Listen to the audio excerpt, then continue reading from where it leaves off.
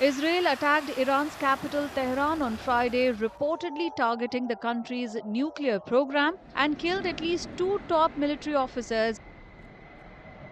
This military action has raised the potential for an all out war between the two bitter Middle East adversaries.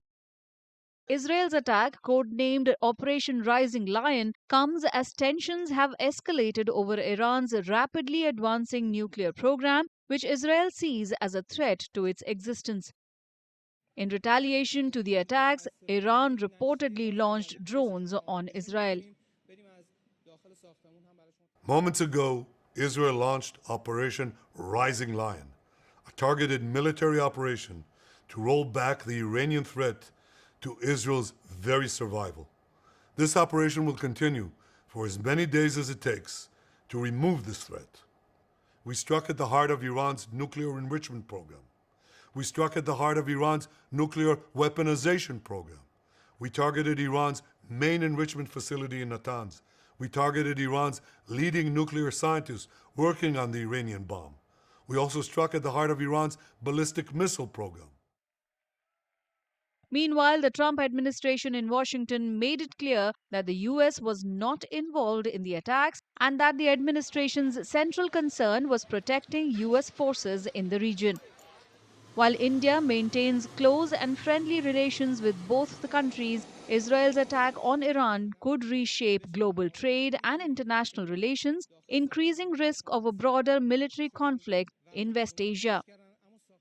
India has a very major concern there for the simple reason because if this conflict escalates, then maybe that United States gets roped in, and if United States is at war with Iran, then they will certainly put tremendous amount of sanctions, and thereafter India's engagement in Chabahar port and our efforts to make the highway and get connectivity up to the Central Asian republics, that can get into trouble. Similarly, the north-south transport corridor, that can also get into trouble. So there are major stakes as far as India is concerned because our connectivity initiatives are passing through Iran. The assault came amid warnings from Israel that it would not permit Tehran to build a nuclear weapon, though it remains unclear how close the country actually is to achieving that. The Board of Governors at the International Atomic Energy Agency for the first time in 20 years censured Iran over its refusal to work with its inspectors.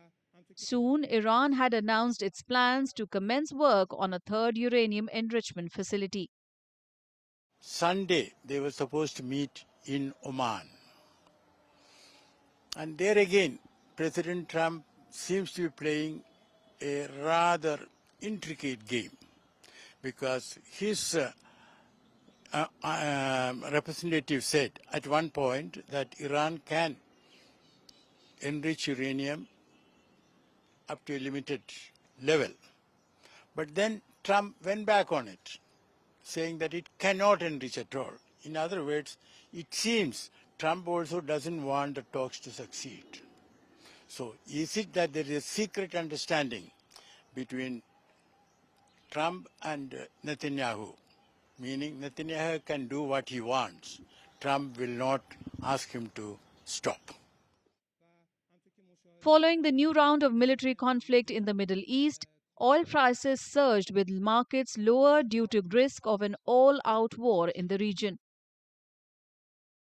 The geopolitical tension is the main concern where we have seen a sharp rally in crude prices. Not only in crude, we have seen that all the commodity market increased sharply due to this geopolitical tension. So we are expecting further crude prices may escalate due to this geopolitical tension, and we are expecting that crude prices may trade higher again in the coming time, and it may test $75 to $78 per barrel in the coming time.